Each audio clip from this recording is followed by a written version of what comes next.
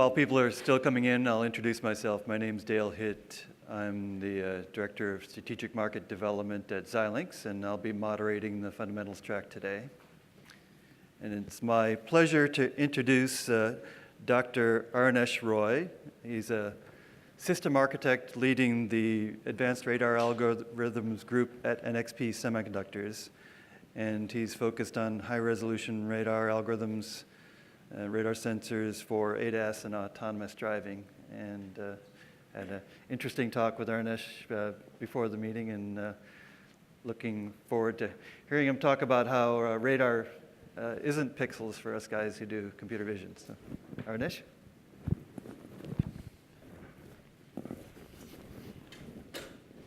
Thank you, Dave.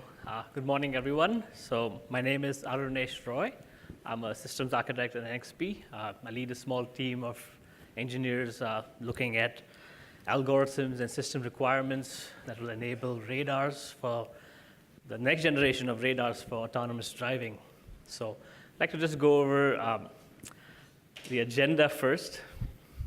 So I'd like to just talk about automotive radar as it currently exists. I don't want to talk too much about the history of radar. For that, we have enough books around. But just about the basics of radar and how the technology is relevant for automobiles. And let's talk about the future of automotive radar. Where is it going? And since this is a vision conference, we'd like to talk about how does radar compare with vision. I know I'm speaking to a hostile audience here, so you guys are all looking for vision-related information. I'm talking about totally different technology, but I believe it's a complementary technology, and it requires a lot of work on understanding on both sides. But how they work together and how the architecture of the car looks like for autonomous driving is what we all need to understand. And this is going to be a very high-level talk here today, so let's just dive right in.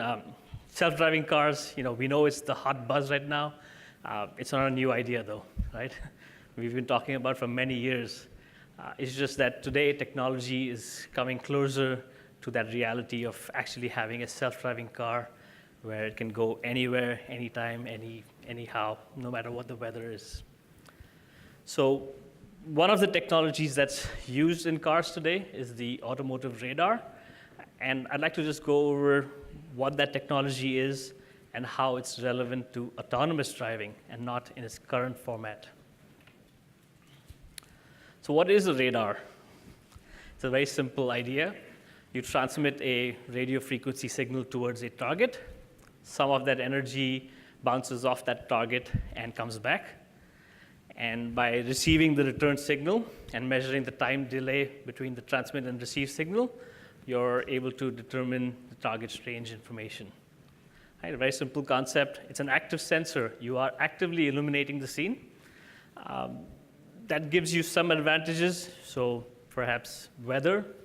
Since you're actively illuminating, the weather has less of a role to play. Illumination, again, we're not worrying about whether it's daylight or nighttime. Fog, rain, things like that are not so important. So what happens in a radar? First of all, radar, radio detection and ranging, right? So we're sending out a radio signal. For example, at a target 100 meters away, we have a round trip. So the signal has to travel to the target and come back. So it's traveling 200 meters. We know what the speed of light is, so we can easily calculate how much time that signal will take to go there and come back. So if we're able to measure this time, we know the distance. And that's the very simple concept of a radar. So typically what you find, the original concept of radar was a pulse. So you send a pulse of radio energy, and you measure the time when that pulse was received back. Those of you familiar with ultrasound or LiDAR, that's the very same concept, right? You're sending this pulse and you're receiving it back, and you're measuring the time, and hence you know what the distance is. But that's not a very efficient means of actually measuring the scene. You require large energy to be broadcast because the loss in the environment is quite high. So the return energy is going to be quite small compared to the transmitted energy. So the pulse form of radar is actually not the best way to use it for automobile applications. So you have this other form where you're sending a continuous signal, and by using this continuous signal, you're able to mix the received signal with the transmitted signal and only use the beat frequency. And that beat frequency is a much lower frequency, and because you can continuously keep measuring it, you can integrate it over large periods of time, large meaning microseconds versus nanoseconds. So because you're able to do these things, the CW radar is much more favorable for automobile applications. And it puts a lower requirement on the energy that you use to broadcast, but also on the sampling of the scene. So the ADC sampling is a much lower rate because you're only measuring this beat frequency. So CW is the preferred format for automobile applications. What we find typically is also it is a frequency modulated continuous wave. So FMCW radars are what's preferred. Now, FMCW also come in two different styles. There's a slow chirp, where you have this frequency modulating happening over milliseconds. And nowadays, you find this fast chirp, where the frequency modulation is happening in microseconds. So it's a very fast chirp rate.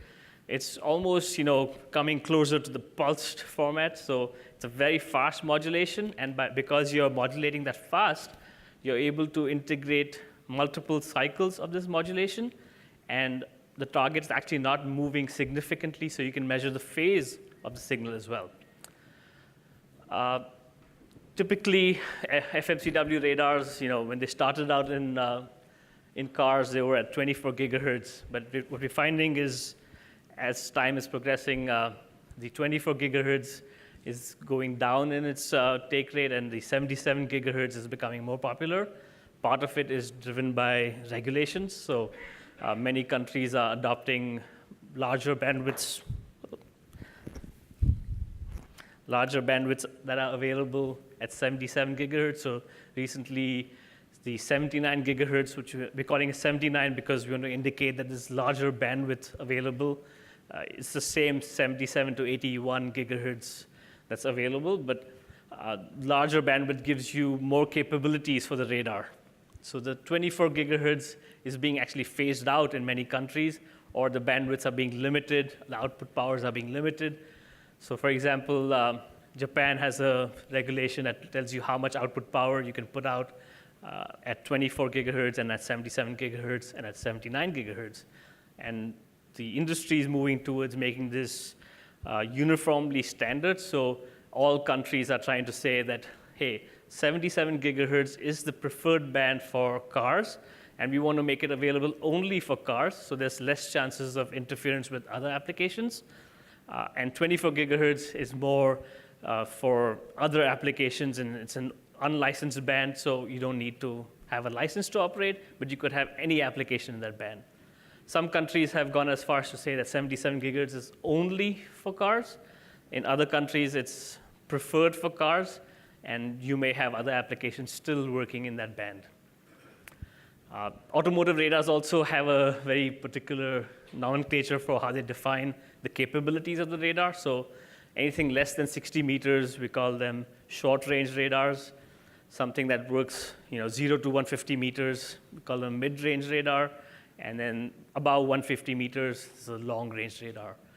As you might expect, there's different applications for each of those. So forward-looking might require mid-range or long-range, whereas a sideways-looking or perhaps to the rear, the blind spot that you start to see in many cars today, they may require only a short-range radar. So another thing that's interesting that we see is the antenna technology has come a long way from the beginnings of radars in cars. So today we find that most radars have patch antennas that are integrated onto the PCB. So it's just effectively a printed copper piece that's on the PCB itself. And by defining these structures in a particular way, you're effectively directing the beam in a particular direction. And by that, you can focus the energy in a particular direction of interest. So for a long-range radar, when you were at a very narrow field of view, you could create this pattern such that You have a very high gain towards the front and almost no side lobes at the sides. Whereas for a short-range radar, you may want a very wide field of view, and you don't really want to have high gain because you don't want to see too far. So today's radars, they have two major components in my mind. There's the antenna side and then the electronics components. So the antennas are moving towards patch antennas, and what we find is the components, they're integrating into one or two IC packages on the PCB, one or two major IC packages. You do have support components like power supplies and communications and all the decoupling, all of that is still there, but there's perhaps two major components. The RF front end, which is producing this RF signal that's modulated linearly over frequency at a very high rate. So that's the RF front end side. And then you have a signal processor that's taking all this information and converting it from ADC values that you might have into range, Doppler, and angle.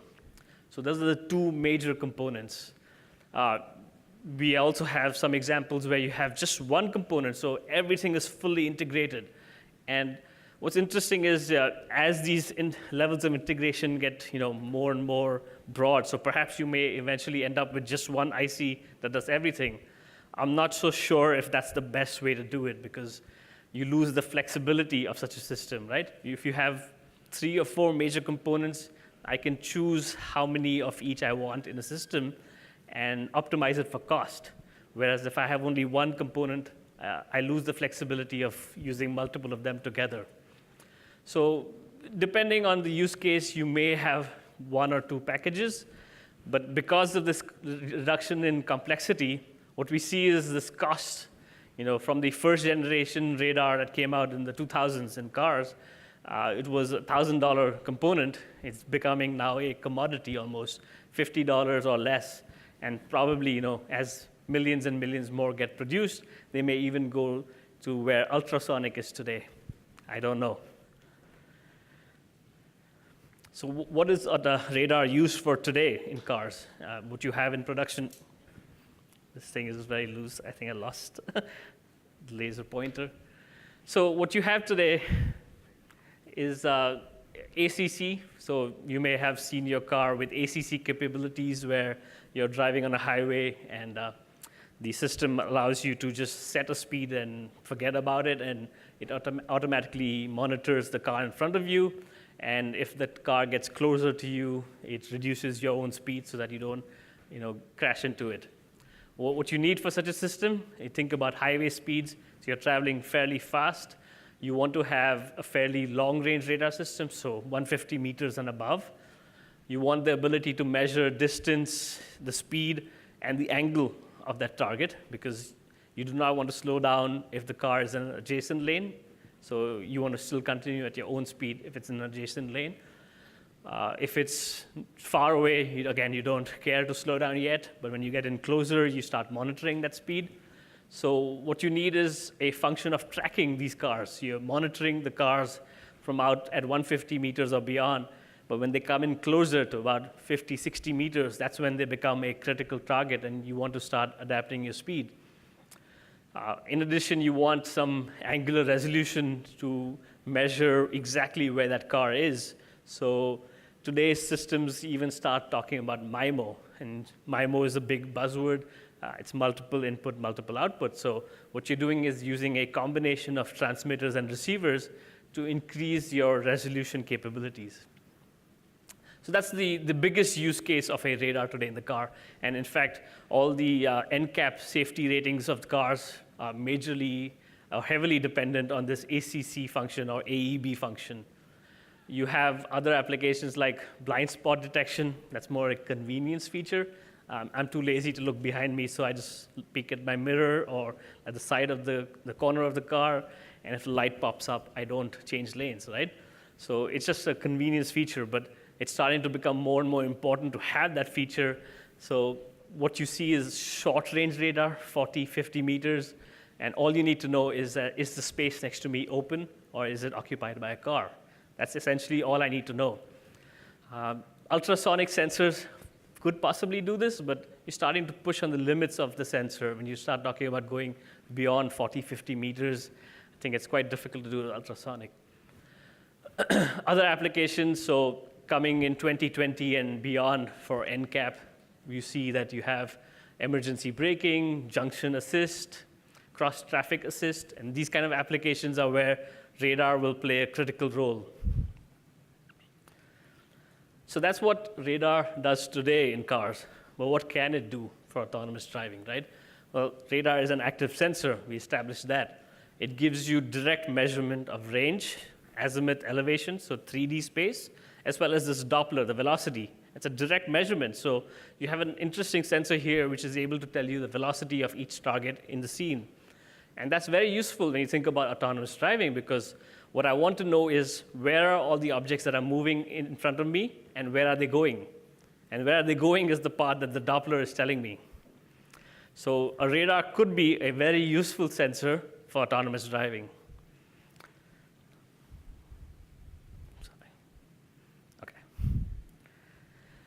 So let's see the range Doppler measurement, right? So we established before that we're transmitting a signal, and what I'm showing here is a signal that is increasing its frequency over time. So that's a frequency modulated chirp. So I transmit a signal, and after a certain time delay, I receive that signal back, and the round trip time is the time of flight. I can measure that. So by using this knowledge of the bandwidth that I'm using to broadcast, I can achieve very high resolution. Now the bandwidth I said was regulated by various countries. For example, here it's regulated by FCC. What the FCC says is that you can use up to 5 gigahertz of bandwidth at 77 gigahertz without any repercussions. Beyond that, you need to have a license. So unlicensed for automotive applications is about 5 gigahertz of bandwidth available. So theoretically, you could go to less than 4 centimeter resolution with the automotive radar.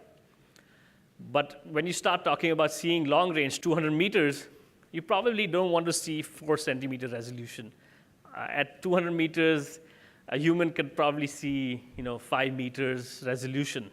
So other than that, you may have difficulty in telling how well objects are separated in distance. So for radar, 1 meter or less than 1 meter, somewhere there, half a meter, is sufficient at 200 meters. The Doppler measurement, which is the speed measurement, so what we do is, because we're chirping extremely fast, so this is showing the relationship of frequency versus time. So as I'm chirping my frequency rapidly, these are microseconds, right? The object is going to move very small distance. In fact, it's going to only affect the phase of the signal coming back, not even the frequency of the signal. So what I'm able to do is, by measuring this phase difference, I can determine the velocity of the object. Now, again, at 77 gigahertz, the wavelength is 4 millimeters, centimeters, 4 millimeters, sorry. So what you have is, if you think about how, I said, we're measuring phase between these chirps, right? So what I have is I can measure at most 2 pi phase difference between 2 chirps. And that will tell me the fastest an object can move before its velocity becomes ambiguous. I no longer know if it's gone more than 2 pi or less than 2 pi. But if it's anywhere less than 2 pi, and I design my system that I guarantee is always going to be less than 2 pi, that's how I can measure the velocity of an object in the scene. The angle measurements, so what you typically do in a radar today is you measure the scene using multiple receive channels. And by using these multiple receive channels, you can measure the path length difference that leads through the phase shift across multiple receivers. So, these small phase changes that you may see across multiple receivers is what allows us to measure the angle of arrival of each target. Similarly, you may do the same thing in angle. Typically, what you see is a second or a third transmit channel is used to convolve with the receive array to give you elevation and azimuth measurements. So now you have these 4 modes or 4 attributes of the radar that you can use to measure a scene, to get back all the information on all the targets.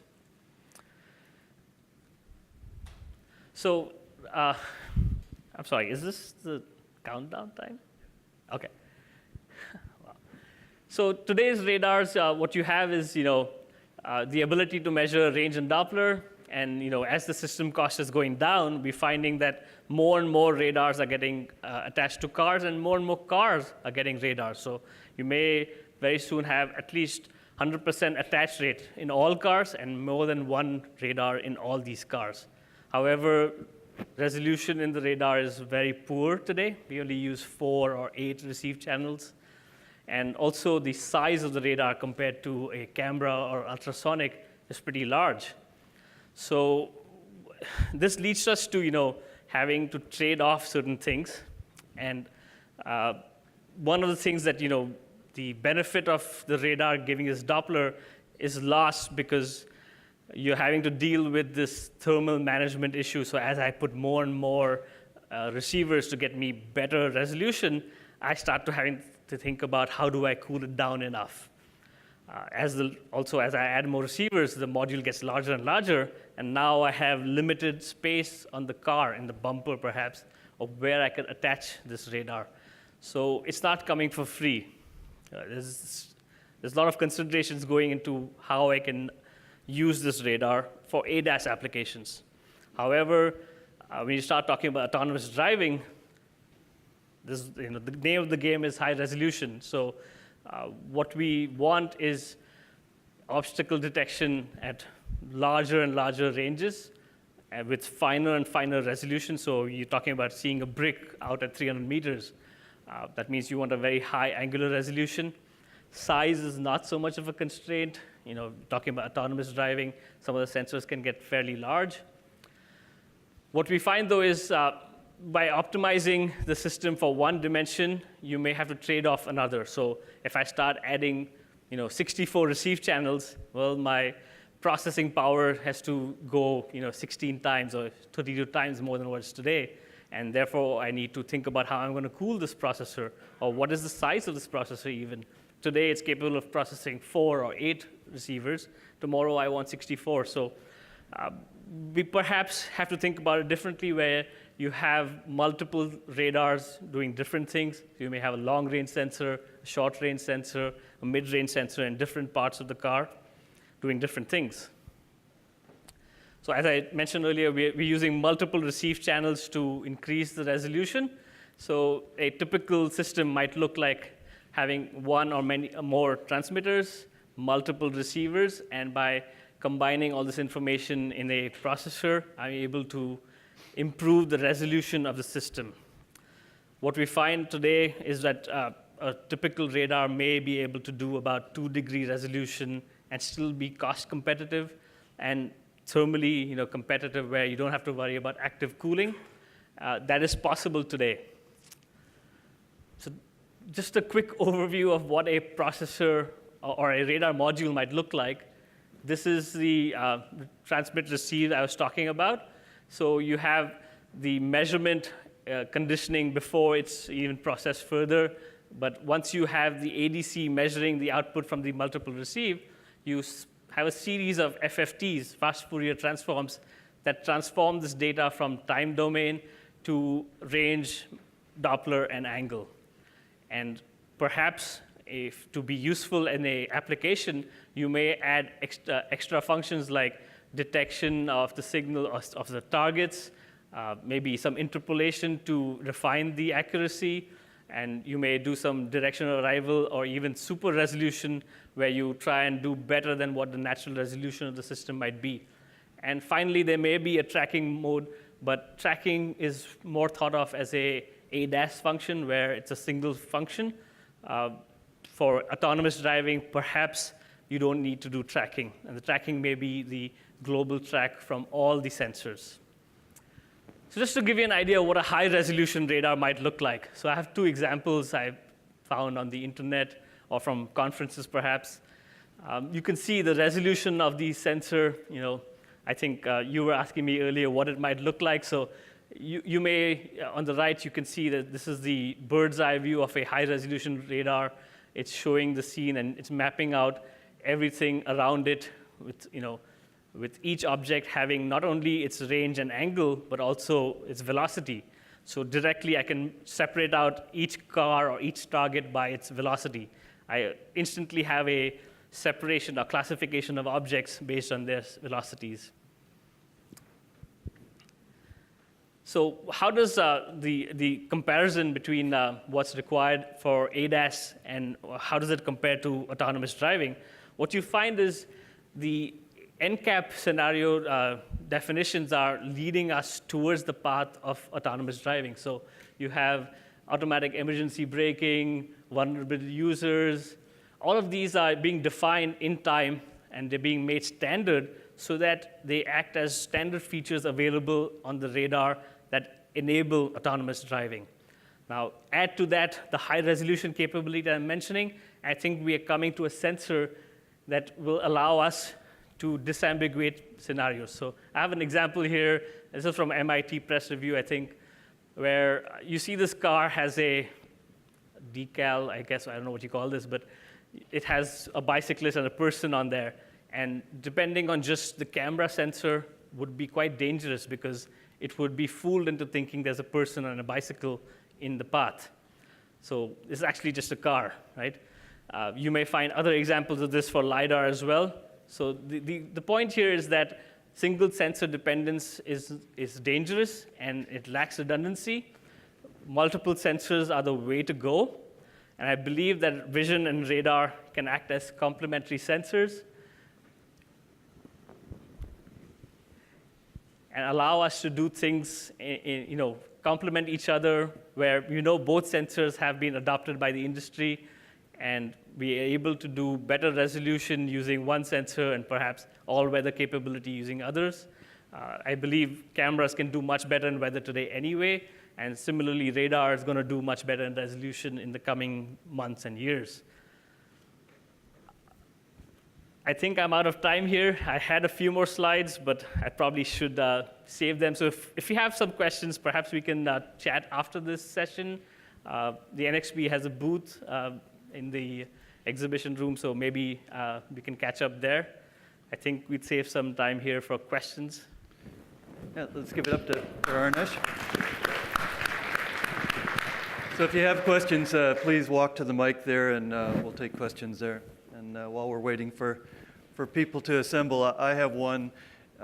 In the future, we have heavy traffic on 101, all having multiple radars in every car. What's the issue of interference between these self-illuminating systems? Sure. So typically, there's multiple ways to deal with interference. You have diversity in the frequency, so you could switch frequency bands. You also got diversity in time, so you could dither your time. As long as you're not transmitting exactly at the same time, you're OK. You also have diversity in polarization that's available for radar, so you have horizontal and vertical polarizations. There's also more advanced modulation schemes being looked at. So in addition to frequency modulation, some of the communication techniques have used modulation schemes that are robust against interference. So those are also being looked at and considered for radar, where they can handle interference more gracefully. Of course, there's always the option to detect the interferer and recover the information in the presence of an interferer. So there's several techniques that are looked at and available to us. So they're not going to blind each other like headlights? No, not necessarily. Okay. Next question. Yes, sir. So you've got 10 milliwatts at 77 gigahertz. That's non-ionizing radiation. But if you have hundreds of cars, say, in the city, does that add up to a safety hazard for people? I don't think so, because they're not all broadcasting at the same direction at the same time. They're all looking in different directions. So, and at 77 gigahertz, the attenuation from the atmosphere is fairly high. So beyond a certain range, you're probably not seeing anything at all. So I don't think it's so much of a concern. If you could go to the mic for your questions. Yeah, testing anything at 77 gigahertz is not trivial. So is there a test standard that agencies enforce to make sure that they're tested at quality? Absolutely, absolutely. There's various test standards that our tier ones are very familiar with, that they use for testing these sensors. My question is, do you see any value of applying deep learning technology in the radar data analysis? Yes, absolutely. I think it's an open field, right? So traditionally, we've seen vision has received a lot of attention from deep learning, and rightly so, because a camera is easily accessible, and ImageNet made it, universally available to everybody, a large data set that could be applied to various tasks. And since then, we've seen this, every few months, we see a new data set for a different task. Unfortunately, for radar, it's not as simple. Even the domain understanding of what the data is that's being received is not available to everybody. But I believe in a few years' time, you will find that there's enough labeled data sets for radar, and I can't wait for that day when we start talking about deep learning for radar. Yeah, thank you. I'm actually working on fused radar annotation tools and label data. But my question is around hackability or security of the radar. Mm-hmm. If everybody is using similar frequencies and bandwidth, how easy is it for a hacker to try to trick the car that there is an object closer or farther away from the vehicle? I would say it's not impossible, but I don't think it's easy either. So if you are an expert, yes, you could create a scenario where it could get hacked into thinking there's an object. I think I'll put the onus on our tier 1 partners who are building these radars for the OEMs. They are looking at this very seriously, and perhaps using a modulation scheme that's digital in nature would be the right solution, where you have a code sequence which is unique to each manufacturer perhaps, and therefore cannot be hacked so easily. Okay. Well, we've run out of time, but Arunesh will be up here if you have additional questions. I'd like to thank him again for this presentation. Thank you.